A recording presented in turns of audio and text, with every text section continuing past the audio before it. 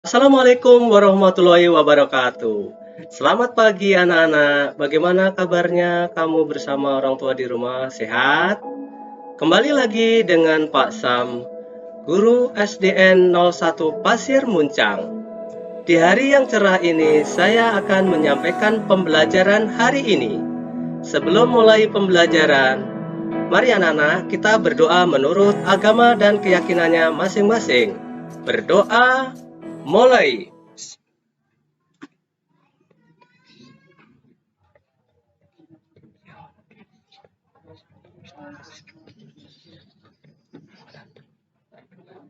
Berdoa selesai. Hampir 6 bulan ya lamanya anak-anak kita belajar di rumah.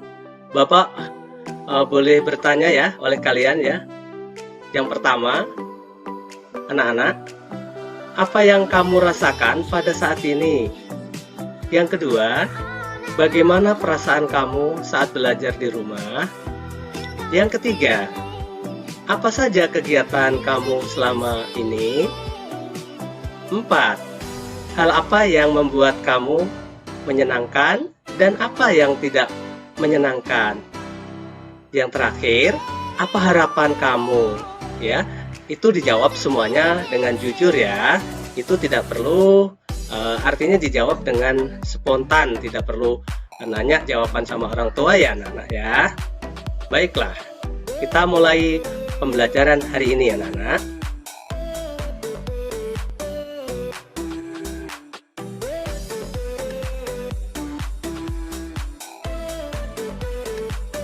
Kita lanjut. Jawab pertanyaan berikut. Apa jenis usaha yang dilakukan Ibu Made Yuliani? Nah, tadi ya, wirausaha tadi juga dari bunga kering ya. Apa bahan yang digunakan ya? Apa manfaatnya ya? Itu sudah ada di teks. Supaya kalian juga harus gemar membaca, anak. Gimana? Pagi ini yang cerah masih semangat ya? Oke, kita lanjut. Nah, sekarang apa MEA atau MEA itu? Nah, saya ulang ya. Apa MEA itu ya? Nah, apa MEA itu? MEA adalah singkatan dari Masyarakat Ekonomi ASEAN. Para pemimpin ASEAN sepakat memberlakukan pasar tunggal di kawasan Asia Tenggara pada akhir 2015. Agar daya saing ASEAN meningkat dan untuk menarik investor asing menanamkan modal ya, wilayah ASEAN sangat dibutuhkan untuk ya membentuk MEA. Nanti kemungkinan satu negara menjual barang dan jasa dengan mudah negara-negara lain di seluruh Asia Tenggara, sehingga kompetisi akan semakin ketat. Lalu bagaimana? Ya, bagaimana MEA mempengaruhi kita atau khususnya Indonesia, anak? MEA tidak hanya membuka arus perdagangan barang dan jasa, tetapi juga pasar tenaga kerja profesional seperti dokter, pengacara, akuntan, dan lainnya. Dengan diterapkan MEA, peluang tenaga kerja asing untuk mengisi berbagai jabatan ya profesi di Indonesia semakin terbuka. Begitu pula sebaliknya, tenaga kerja Indonesia juga mempunyai peluang untuk lebih besar ke negara-negara lain ASEAN ya. Hal ini memudahkan bahwa kualitas produk dan sumber daya manusia Indonesia haruslah ditingkatkan, SDM kita ya, ikut berpartisipasi dalam tenaga asing atau ASEAN ya. Jadi anak-anak, kita menyiapkan generasi berikut harus mampu bersaing. Kalau nggak mau ketinggalan dengan negara, contohnya di ASEAN saja ya. Next kita lanjut. Apa keuntungan MEA bagi Indonesia dan negara-negara ASEAN lainnya? Ya. Riset terbaru di Organisasi Perburuan atau ILO menyebutkan pembukaan pasar tenaga kerja mendatangkan manfaat yang besar. Selain dapat jutaan dan lapangan pekerjaan, hal ini juga dapat meningkatkan kesejahteraan hampir 600 juta orang hidup di Asia Tenggara.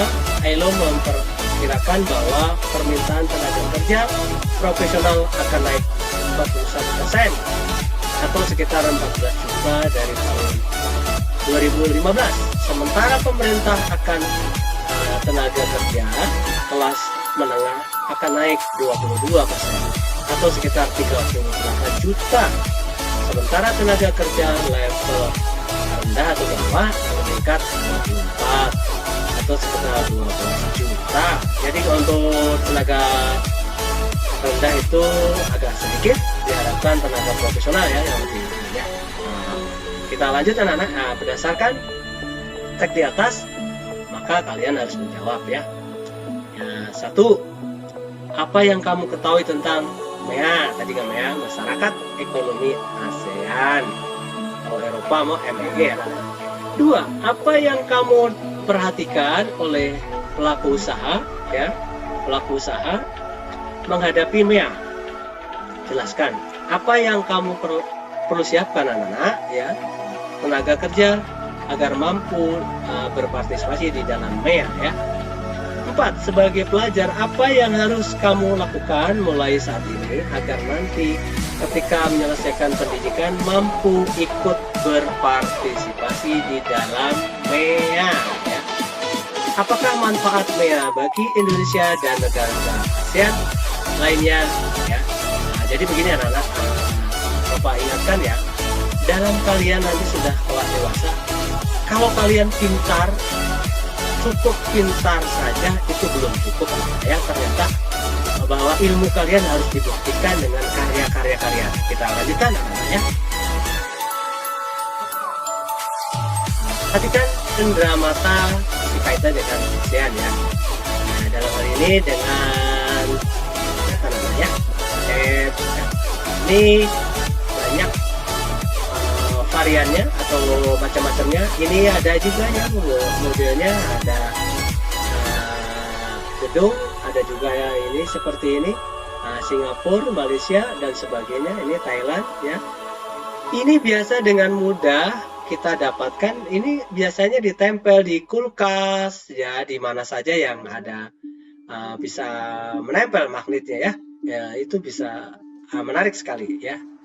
Kita lanjut.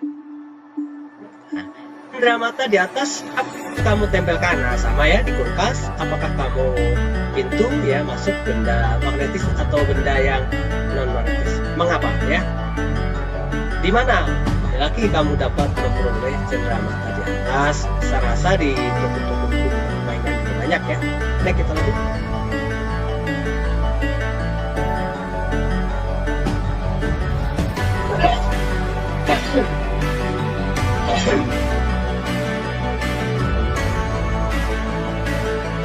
Perdagangan di pasar bebas MEA akan meningkatkan arus barang dan jasa. Tahukah kamu bahwa banyak usaha kecil dan menengah mengirim barang konsumen ke jasa ke kurir? Nah, dalam dunia pasar bebas ini ada online ya, menjual mengisi formulir dulu tentunya ya. Kalau tidak bisa ya lengkap, tidak nyampe barang yang dikirim. Kita lanjut.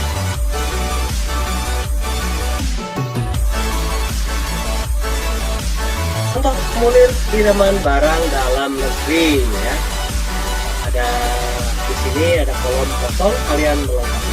Ada penerima, nama awal, biasanya ada nama panggilan mungkin ya, nama penerima siapa, provinsinya ya, kabupaten, kode pos ya. Untuk taringan misalkan 16 32 ya, nomor telepon supaya kalau macet bisa komunikasi dengan pelanggan ya. Next kita lanjut.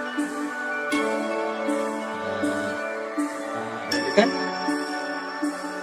Nah, data pengirim ya, data pengirim ya, nama awal, nama akhir, penerima ya, biasanya ada resi gitu ya, provinsi, kabupaten, kode pos sama ya.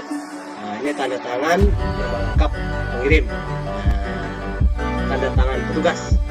Ini contoh dalam buku 2018 Januari ya. Baik, kita lanjut.